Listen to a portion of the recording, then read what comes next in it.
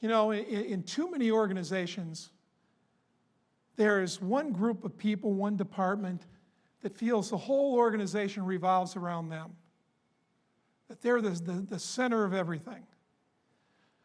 Do whatever you can to dispel that notion in your organizations.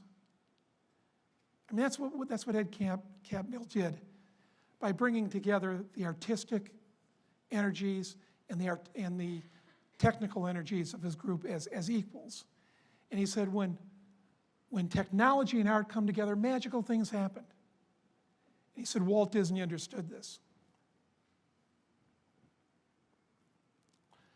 So we talked about dreams. Let's talk about believe. You ever watch kids playing in the sandbox or on the beach? You know, the younger ones will watch the older ones and imitate what they're doing, maybe get a little instruction from the older ones. I mean, this is one of the ways children learn, by intense observation in a collaborative environment. After the success of Toy Story, and the Pixar group had some disposable income, some money to invest in other items, other things, John and Ed were talking about the importance of having a top-notch educational department to be a top-notch studio. And they decided to put together what they called Pixar University. John named it because he likes the initials PU. And they did this not only to enhance people's on-the-job skills, but to expand everyone's learning horizons even beyond their job. And they modeled this after a 1935 8-page memo that Walt Disney wrote to Don Graham. He was one of the leading art educators at the Chouinard Art Institute in Los Angeles. And Walt said, and I've seen this whole memo, and Walt said that, you know, he wanted his animators to be more than technicians, and to be more than good drawers. He wanted them to be creative types, and he wanted them to be true artists. And so Don and Walt put together this educational process and program that included not only drawing and art, but lessons in music and dance, comedy.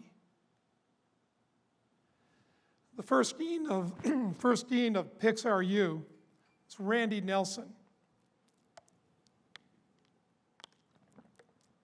And Randy used this 8-page memo as a model for Pixar University. Today they have over 100 classes ranging from drawing and sculptures to self-defense and fencing.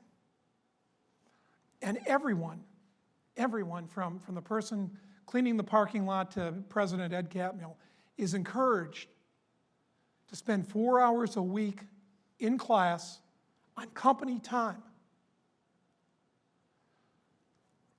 Randy Nelson was once asked, you know, why would you teach drawing to accountants?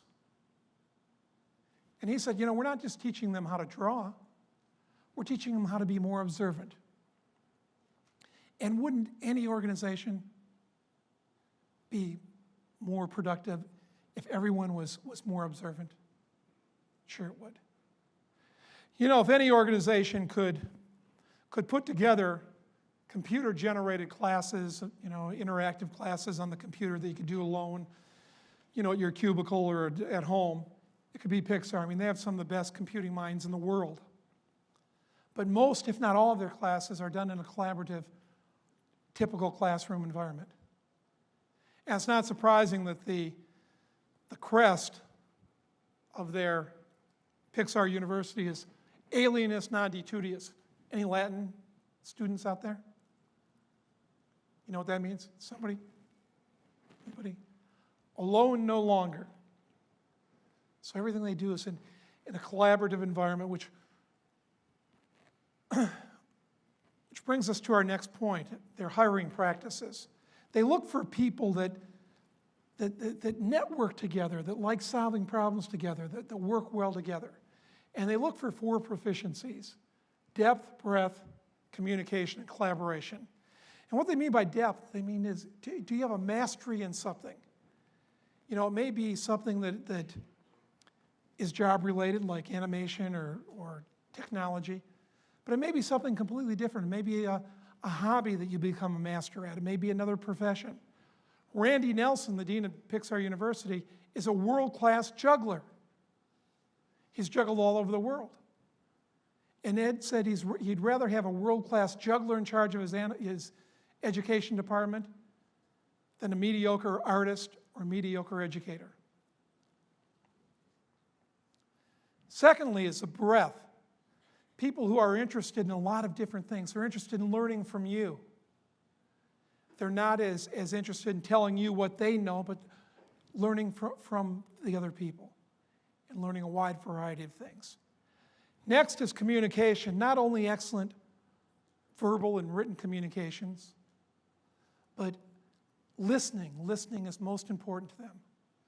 They said, communication only occurs when the listener says, I understand. And lastly, collaboration, bringing all these skills, idiosyncrasies, personality types together to accomplish a common goal. So those are the 4 proficiencies that they look for in everyone that they hire. Bullies. Go to any playground and ask any of the children there, who's the bully, and they'll point to Billy, Sally, Tommy, whomever. Unfortunately, when we get into the corporate world, that bullying continues on. It may take other types like kick butt and take names or my way or the highway type attitudes, but the results are about the same as they are in school. Low self-esteem, depression, and just kind of going through the motions of getting the job done. Pixar gives us a lesson on how to deal with bullies that occurred from their very first movie, Toy Story. I mean, we all remember the story about Toy Story, about Woody and Buzz. They had a rocky start, but they came together for a common cause. You got a friend in me. And you have to remember, this was their big break. For about 5 years prior to this, they struggled to keep the doors open. But now they were partnering with the Disney organization. And Disney was co-financing and co-producing their project. But the Disney counterpart was one of the most notorious bullies in Hollywood, Jeffrey Katzenberg. And Jeffrey was in charge of Disney Animation at that time. And Jeffrey didn't like Woody's childlike persona. So he kept pushing the team to make Woody darker and make the movie darker. And John and his team started making Toy Story darker and darker and darker. And one day John woke up and he said, someone has been able to steal the movie that I was trying to make. This isn't the movie that I always dreamed of. And someone was stealing his passion. So he started to push back on Katzenberg. And when Katzenberg sensed his defiance, his indignation, he ordered the whole team to pack things up and to move from Northern California down to Burbank, California, where the Disney studios are, so that he could manage them every single day under his thumb. But John and his team begged for just 2 more weeks to solve all the problems that they were having with the movie. And Katzenberg said it was okay. And for 2 weeks, they worked literally around the clock. But they went back to their original storyline and their original passion. And the results were magical. They even knocked the socks off of Katzenberg. So here are some ideas in dealing with the bullies in suits, those of you that are in business. Have routine status reports on your project. Sell that dream. Continue to sell that dream to your leaders. Treat them like you would treat a customer in a campaign sale. You need to continually get their buy-in and into the project.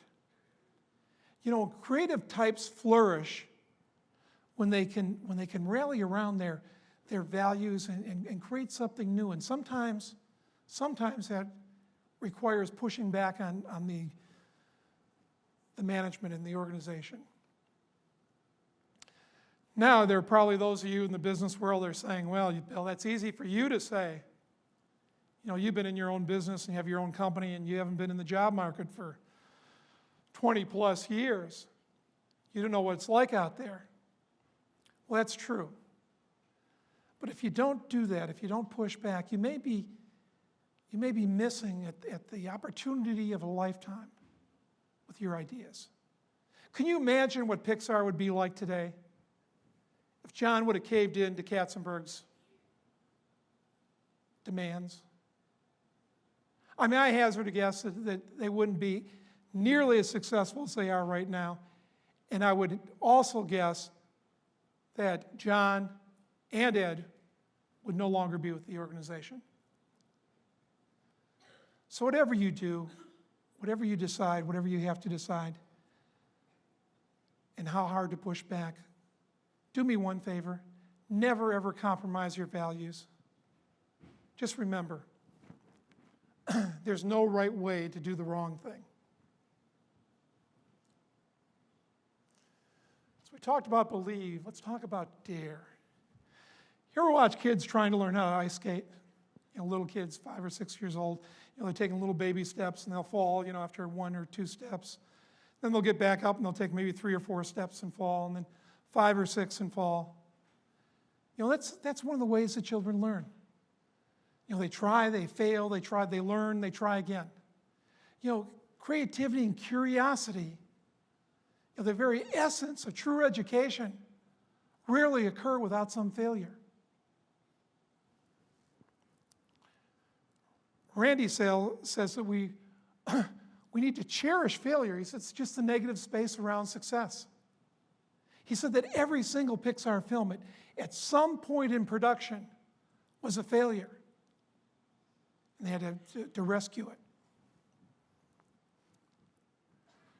Rick Waymer is the former program director for OMA, Opening Minds Through the Arts, which is a very innovative education process in Tucson, Arizona, which is featured in Innovate the Pixar Way.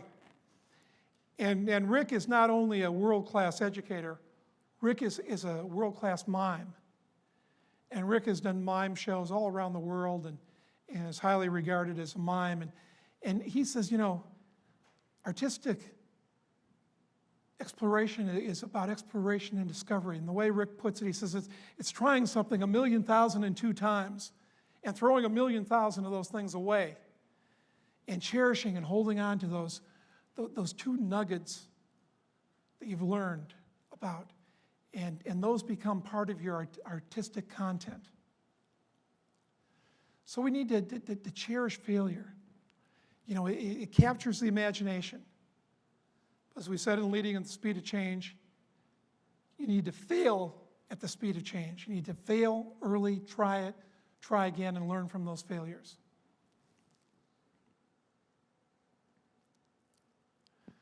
Recess. Balls bouncing, children laughing, basketball courts, hopscotch courts, baseball diamonds. The sights and sounds of the playgrounds. Those sights and sounds may be going the same way as the corner drugstore soda shop and 45 RPM records. You probably don't even know what a 45 RPM record is, do you? It was my generation's iTunes. That's what they were. The International Association for Play tells us that 40% of the schools in the US have drastically reduced recess or have eliminated it completely. Now, I find this statistic appalling on 2 accounts. One is, I mean, do we really need an international association to protect our right to play? I mean, what's that all about? And secondly, it's amazing that any organization today is innovative if we are arguably eliminating one of the greatest learning opportunities in the whole school day, recess. I mean, this is where kids learn to work together and play together and solve problems and share and care without the constant supervision of their teachers. I mean, these are all skills that we desperately need in our workforce today. Well, why is fun a 4-letter word in most organizations?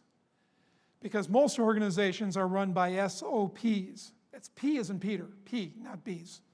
There are a few of those too, but most are run by SOPs, standard operating procedures, where fun isn't a part of the procedure. And they're monitored by the fun squelchers. These are the people that, when they see fun happening, they think of, oh, the process is being disruptive. And if it's disruptive, that means there's a lack of productivity. But, in essence, our friend Brad Bird says that, the most important thing in the budget is morale, and fun is a part of morale. He says if you have low morale, for every dollar you spend, you get about a quarter's worth of productivity. He said, but if you have high morale, for every dollar you spend, you get $3 worth of productivity. And what's more important is that when people are having fun, they start to think outside the box, they start to think creatively. And that certainly isn't a waste of productivity. And even more importantly, if we're really concerned about our most important asset, our people, why would we want them to become stifled or burnt out? So I'd like to give you a little quiz to those of you that are in business to see if how fun is your organization. Is it common to hear laughter coming from employees? You may think about this as in your classrooms as well. Does laughter continue when management or when the teacher's around? Is the humor good-natured? Is the boss or teacher optimistic and happy? Can the team laugh at their mistakes? Do you have fun celebrations? Is the workplace conducive to fun? And do you engage your customers, either internally or externally, in that fun? Now, if you answered no to more than two of those items, you may be suffering from fatal sobriety flippancy, or the absence of humor in your organization.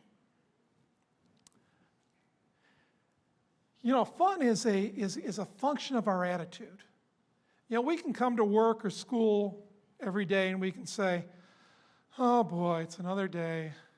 Boy, if that customer calls me one more time and asks me when their order is going to be ready, I told them it's going to be 2 weeks, I'm just going to scream. Or if the teacher asks me how my term paper is doing, I told her yesterday it's coming along. Or you can go to work or school and say, hey, today's going to be a great day. Maybe I'm going to be challenged a little bit. Maybe I'm going to meet some new people. Maybe I'm going to solve some problems for my customer. What am I going to learn at school? What's going to be different? So it's our attitude.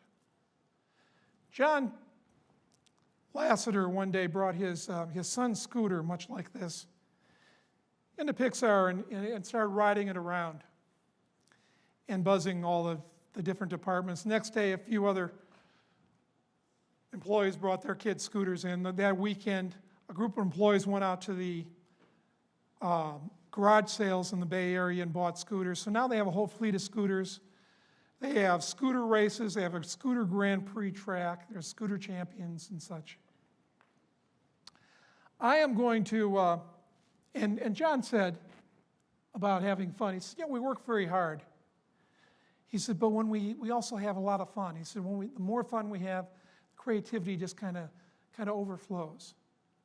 When we take ourselves too seriously, life ceases to become fun. So I'm going to give this scooter away to someone, but there's going to be a catch to it too. And I'm going to give this scooter away to the person. I thought of this seat before anybody sat down, to seat H115. Who's sitting closest to H115? Is that you? Somewhere around here. 115 is the aisle seat. Are you an H? The lady with the, come on up. Come on up. Yes, you.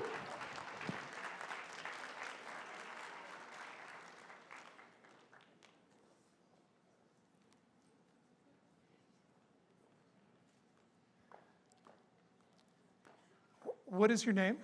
Mary Hildreth. Hi, Mary. What do you do? I'm a retired teacher, but I substitute in the city and the county. Oh, you do? So, okay. I need a scooter. Good. Next time you go into class, I want you to ride that scooter in, and say you're unleashing your childlike potential. Okay, And I'd like you to take a picture so you can be up here on my wall and send me a picture, okay? okay, I will, thank you. Okay, thank you. We have a box back here for it too, if you want the box. So, thank you. Let's give Mary a hand.